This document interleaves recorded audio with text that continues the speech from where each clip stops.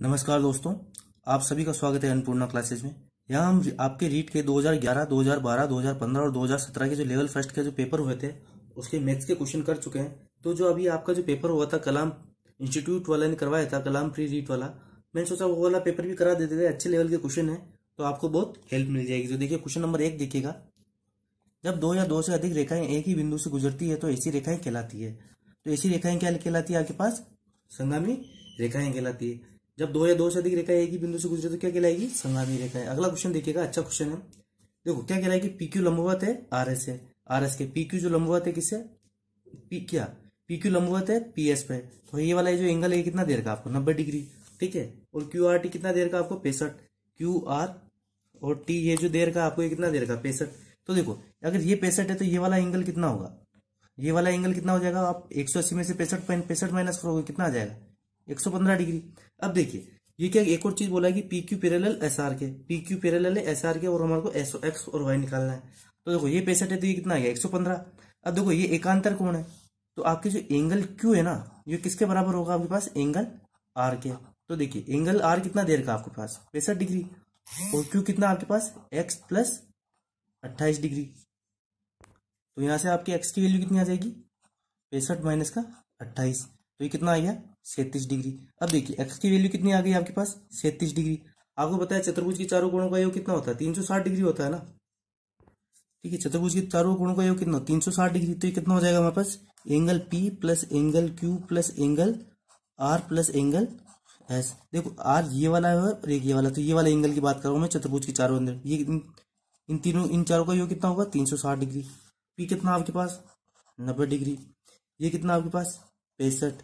ये कितना आया आपके पास? 115। और एंगल एस हम निकाल लेते कितना होगा? तो ये टोटल चारों कोणों का योग 360 होगा तो कितना होगा? 65 और 15 कितना हो जाएगा आपके पास? 180। 180 90 कितना हो जाएगा? 270 plus angle S equal to 360। तो देखो एंगल एस की वैल्यू कितनी है आपके पास? 90 डिग्री आ गई। ये वाला पूरा एंगल जो है ये कितना है आपके पास? 90 डिग्री है। तो यहां से देखिए अब वापस प्रॉपर्टी लग जाएगी आपके पास एकांतर कोण वाली। अगर ये एंगल 37 है तो ये वाला एंगल भी कितना होगा? 37, क्योंकि ये एकांतर कोण है तो ये वाला एंगल और ये वाला एंगल बराबर होंगे। वही निकालना है ना आपको, तो वही निकाल लीजिए। 90 माइनस का 37 डिग्री, तो ये कितना आ जाएगा आपके पास? 53 डिग्री। तो देखो एक्स की वैल्यू तो कितनी आई थी? 37 और वाई की वैल्यू 53 का मैच हो रहा है। 37 और 53, तो ऑप्शन सी आपका यहाँ सही आंसर हो जाएगा। अगले क्वेश्चन पे चलते हैं, क्वेश्चन नंबर 3। किसी कोण का संपूरक उसके पूरक का 7 गुना है तो वह कोण ज्ञात करिए। अब देखो संपूरक क्या होता है? दोनों कोणों का मान 180 डिग्री। तो देखिए ऑप्शन से चेक करता हूं, मुझे पता है यहाँ मेरे को देखते पता चल रहा है कि 75 डिग्री आंसर होगा, तो चेक करके बता देता हूं मैं आपको। देखो 75 का को जब आप 180 से माइनस करोगे तो ये तो इसका संपूरक कोण कितना आ जाएगा? 180 में से 75 जाएगा तो 105 डिग्री। वो पूरक कोण क्या होता है? पूरक कोण क्या होते हैं? 90 डिग्री। जब दो कोणों का मान 90 डिग्री हो तो वो क्या होता है? पूरक। तो 75 का पूरक क्या आ जाएगा? 90 में से 75 माइनस करेंगे तो कितना आएगा? 15 डिग्री। अब देखिए 15 7 है, 105 आ रहा है ना, मतलब 7 गुना हो रहा है ना, तो हमारा आंसर क्या हो जाएगा यहाँ? 75। और ये क्या हो जाएगा? हमारा आंसर हो जाएगा। ऑप्शन से करिए, इजीली हो जाएगा। अगले क्वेश्चन पे चलते हैं। निम्न में से सदैव सत्य नहीं है। आयत एक विशेष प्रकार का समांतर चतुर्भुज है, ठीक है। आयत एक विशेष प्रकार का समांतर चतुर्भुज में क्या होता है कि आपके जिसकी समूह भुजाएं बराबर हो, ठीक है। तो समांतर चतुर्भुज क्या होता है? जिसकी समूह भुजाएं बराबर हो। और आयत की भी क्या होता है कि दोनों आमने सामने की भुजाएं बराबर होती है। तो आयत एक विशेष प्रकार का समांतर चतुर्भुज हो सकता है। तो ये ठीक है, ये सही होगा। ये सदैव असत्य नहीं होगा। ऑप्शन बी देखिए, चतुर्भुज के अंत व बाह्य कोणों का योग 8 समकोण के बराबर होता है, ठीक है। ये चतुर्भुज आंतरिक कोणों का योग क्या होगा? 360 डिग्री। और किसी कोई भी बहुभुज ले लो, इसके बहिष्ठ कोणों का योग क्या होता है? हमेशा 360 डिग्री। तो 360 प्लस 360 कितना हो जाएगा? आंतरिक और बाह्य कितना हो जाएंगे? 720। तो ये किसके? 9 समकोण के बराबर है ना। 9 समकोण मतलब 90 को, सॉरी 8 समकोण के बराबर, मतलब 90 को 8 से मल्टीप्लाई करोगे कितना आएगा? 720। तो 8 समकोण के बराबर है, तो ये भी सही है। ऑप्शन सी, त्रिभुज के अंत कोणों का योग बाह्य कोणों का आधा होता है। तो देखिए ये त्रिभुज है, त्रिभुज के आंतरिक कोणों का योग क्या होगा? 180 डिग्री। और बहिष्ठ कोणों का योग क्या होगा? जो बहिष्ठ कोण होंगे ये, इन सबका योग क्या होगा? 360 डिग्री। तो देखो ये 360 डिग्री तो बहिष्ठ कोण और 180 डिग्री अंत कोण, तो आधा है ना ये 180 360 का। तो ये ऑप्शन भी हमारा सही हो गया। ऑप्शन डी देखिएगा, त्रिभुज के तीनों कोण न्यून कोण होते हैं। तो त्रिभुज के तीनों कोण न्यून कोण हर कंडीशन में संभव नहीं है। ये ऐसे बनेगा तब तो बन जाएगा, लेकिन एक त्रिभुज ये भी तो हो सकता है अधिक कोण त्रिभुज, तो यहाँ सारे कोण न्यून कोण थोड़ी है, तो ये हमारा गलत हो जाएगा। ठीक है, मतलब त्रिभुज के तीनों कोण न्यून कोण होंगे, ये सदैव सत्य नहीं होगा। अगला क्वेश्चन देखिएगा, एक आयत का क्षेत्रफल 168 सेंटीमीटर स्क्वायर है तथा विकर्ण 25 सेंटीमीटर है, तो उसका परिमाप होगा। देखिए क्या कह रहा है, ये एक आपके पास आयत है, क्या कह रहा है, इसका जो विकर्ण दे रखा है ना, ये कितना दे रखा 25। अब आपको पता है कि आयत में क्या होता है, आमने सामने की भुजाएं बराबर होती है। अगर ये 25 है तो आपको एक समकोण त्रिभुज की जो प्रॉपर्टी होती है पाइथागोरियन में, आपको पता होता है एक ट्रिपलेट आपके पास होता है 7, 24 और 25। तो मुझे यहाँ से पता चल रहा है अगर ये 25 विकर्ण है ना, सबसे बड़ी भुजा अगर 25 आ रही है, तो एक भुजा तो कितनी होगी 24 और एक होगी 7। तो देखो, अब देखो ये 24 और 7 से मैच करके देख लो, क्षेत्रफल मैच कर रहा है क्या।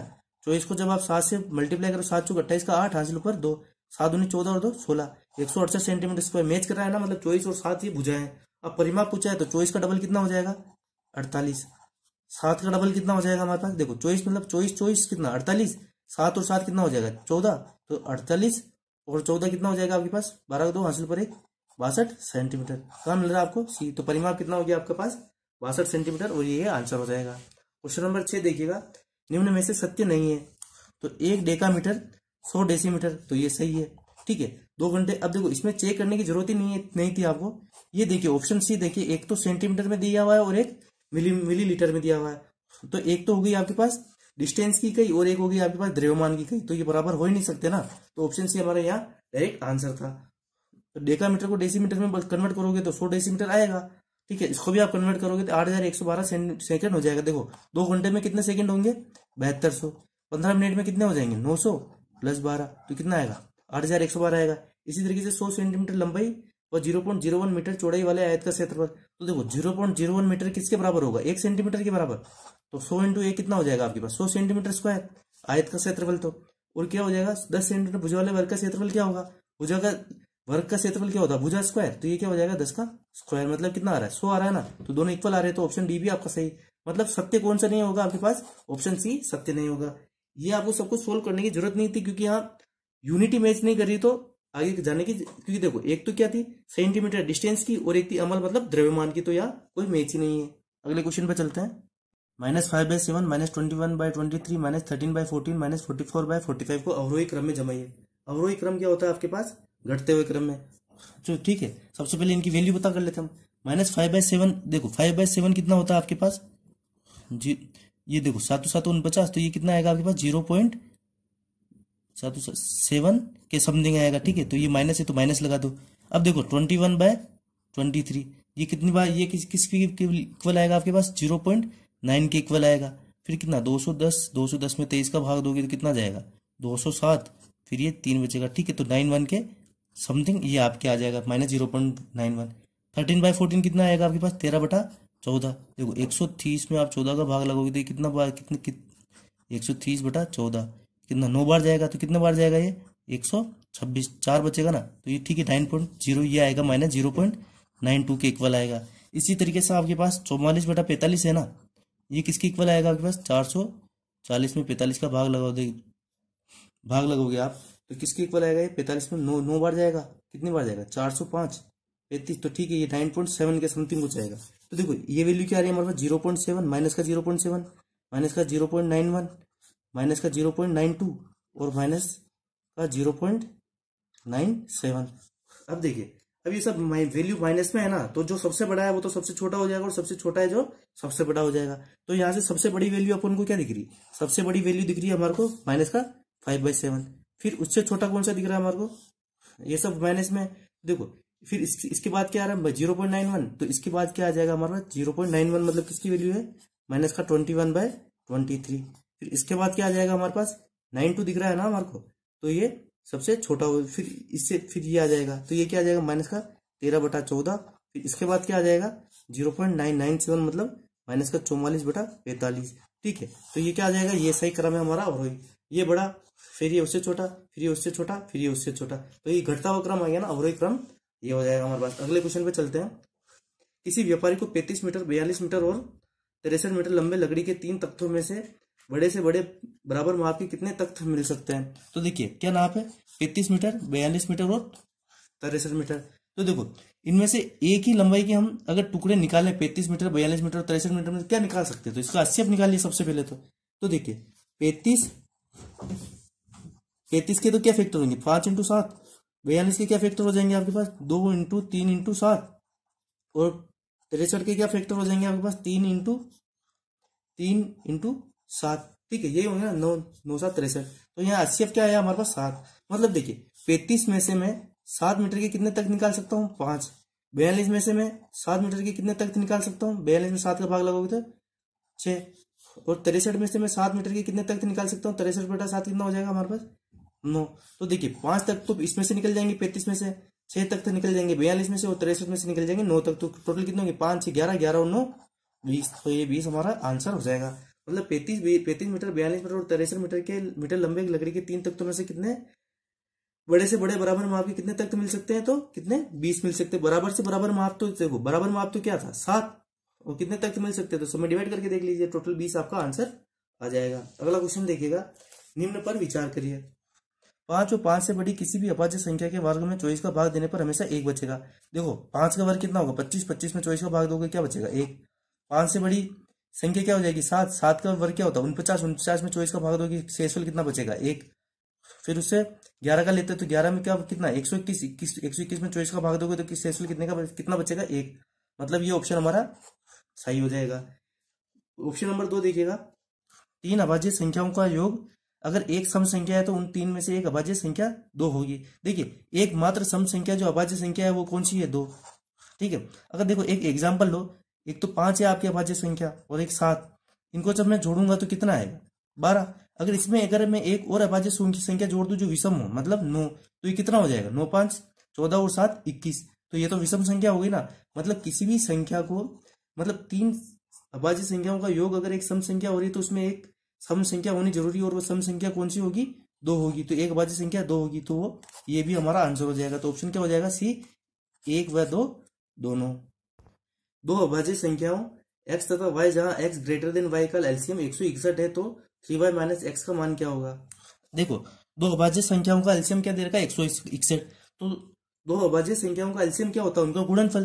तो देखिए एक 23 और 7 दोनों अभाज्य संख्या है। अगर मैं इनको मल्टीप्लाई करूं तो कितना आता है? 7 के 21 का 1 हासिल पर 2, 7 दूनी 14, 1 161। मतलब हमको ये तो पता चल गया कि एक संख्या तो 23 है और एक संख्या 7 है। अभाज्य संख्याओं का एलसीएम क्या होता है? कि उनका गुणनफल ही होता है। तो यहाँ से वैल्यू पुट कर दीजिए।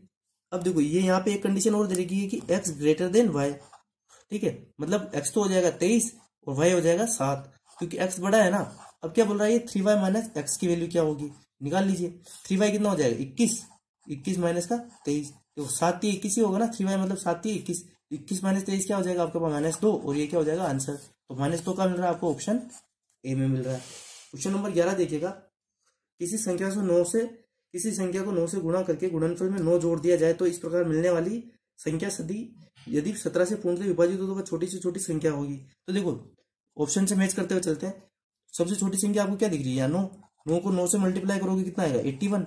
81 में 9 जोड़ देंगे तो कितना आएगा हमारे पास? 90।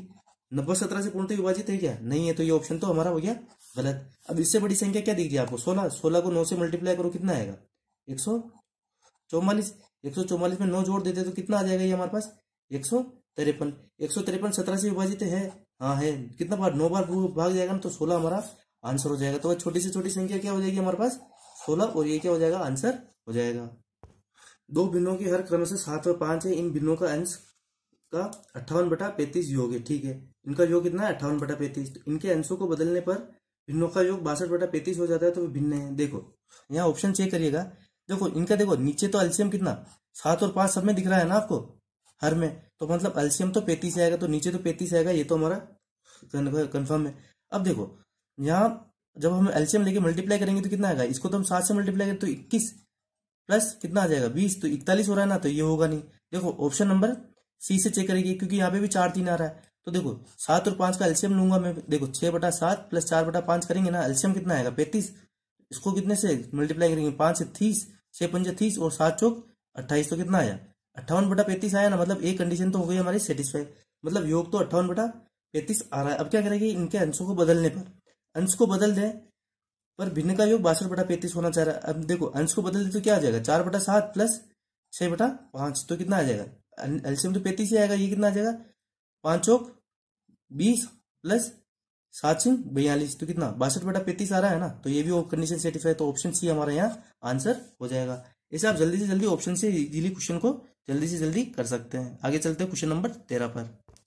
संख्या 2020.0202 का प्रसारित रूप है। तो देखो यहाँ तो क्या बन रहा है आपके पास, ये 2000, इसको तो क्या लिख सकता हूं मैं, 2000 + 20।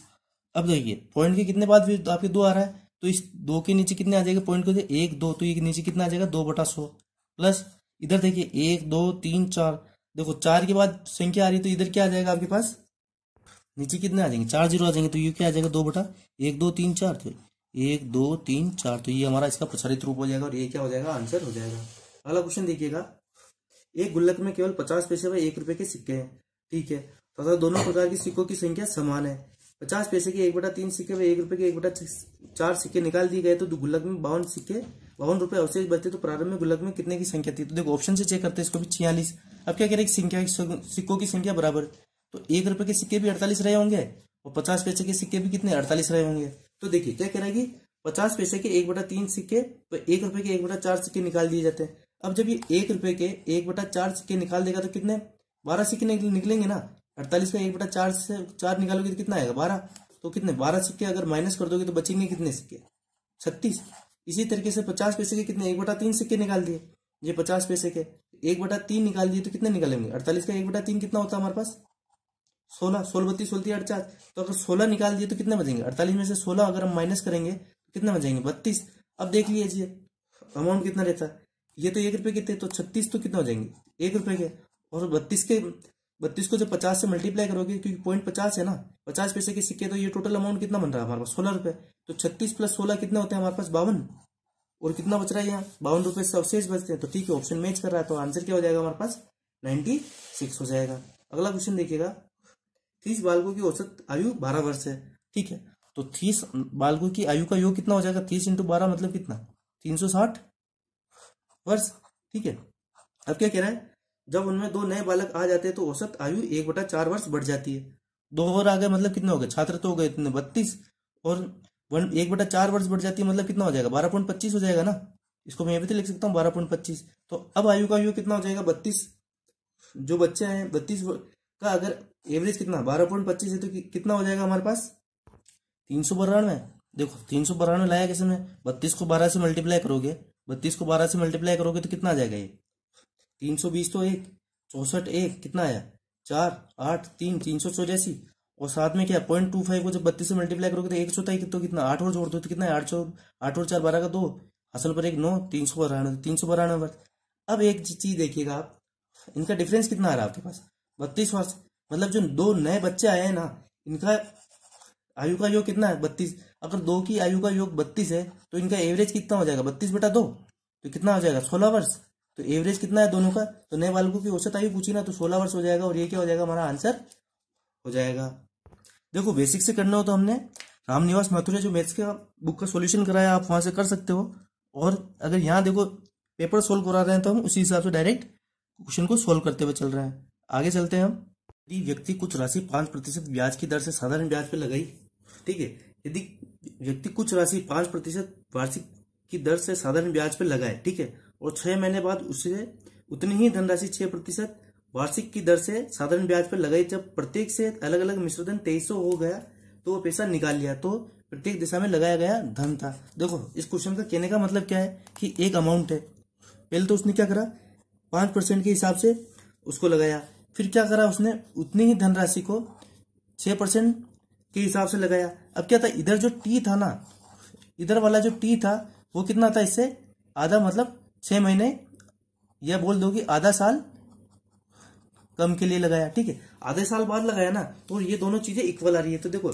एक चीज देखिएगा आप यहाँ, मतलब इधर का ब्याज और इधर का ब्याज इक्वल है, तो आप देखो इसमें एक चीज देखना आप, अगर मैं इसको 3 साल के लिए लगाता हूँ 5 से 15% ब्याज मिलता है ना मेरे को, और इधर का कितना मिलता है 6% को, अगर ये 3 साल के लिए लगाए तो ये 2.5 साल के लिए लगाना पड़ेगा, तो ये कितना होगा 6 को ये कितना हो जाएगा 15%, दोनों चीज इक्वल आ रही है। देखो मैं आपको ऑप्शन से इसको मैच करके दिखाता हूँ आपको। देखो ऑप्शन से कैसा होगा, 2000 में ऑप्शन उठाता हूँ का 2000 रुपए 5% के हिसाब से 3 साल के लिए, तो इसका ब्याज कितना बनेगा हमारा पास 20 पंजे कितना 100, 100 इंटू 3 300, तो कितना 2300 टोटल मिश्र धन हो रहा है ना, मतलब 2000 रुपए।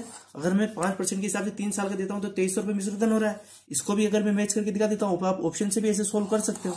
ये मैच कर लिया। अब देखो जब 2000 को मैं 6% के हिसाब से 2.5 साल के लिए, इधर 3 था तो 6 महीने बाद कितना 2.5 साल ही रहेगा ना, तो 2.5 अपन में 100, इधर कितना ब्याज बनेगा, देखो 20 को 6 से मल्टीप्लाई करोगे 120 इंटू 2.5, तो ये कितना आ जाएगा, ये भी 300 रुपए। तो ठीक है, तो इधर भी मिश्र धन कितना बन जाएगा 2300। तो ये कंडीशन इक्वल हो रही है ना, आप दूसरा ऑप्शन मैच करके देख लेना, आपका ये कंडीशन इक्वल नहीं आएगी। ठीक है, तो ये आ गया हमारे पास 5% के हिसाब से, तो कितनी 2000 राशि लगाई थी तो उसका 2300 हुआ। फिर उसके जब जस्ट 6 महीने बाद जब 6% के हिसाब से लगाई तो भी हमारे को मिश्र धन कितना मिला 2300 रुपए। ठीक है, अगले क्वेश्चन पे चलते हैं। यदि 18 आदमी 8 घंटे प्रतिदिन काम करके 36 मीटर लंबी नाली 22 दिन में खोदते हैं तो कितने आदमी और लगाए जाएंगे कि वे इसी प्रकार की 52 मीटर लंबी नाली को 11 घंटे प्रतिदिन कार्य करके 16 दिनों में खोद सकें। अब देखिएगा इस क्वेश्चन को करेंगे कैसे। Men day hour upon work equal to men day hour upon work.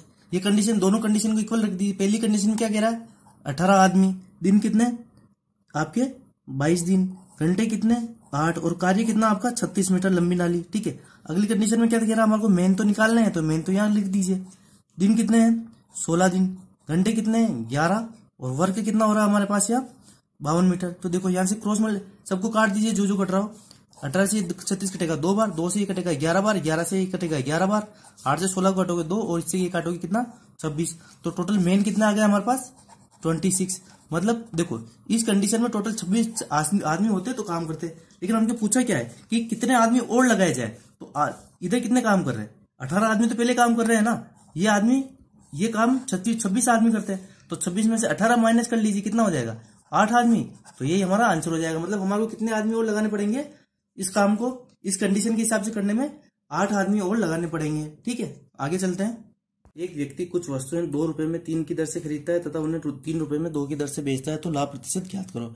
तो देखो इस तरह के क्वेश्चन को करने का तरीका क्या होता है हमारा, यहाँ तो लिख दीजिए क्रय मूल्य, यहाँ लिख दीजिए विक्रय मूल्य, यहाँ लिख दीजिए आर्टिकल, मतलब जो वस्तुएं हैं वो वस्तुएं लिख दीजिए, और यहाँ क्या लिख दीजिए उनका मूल्य।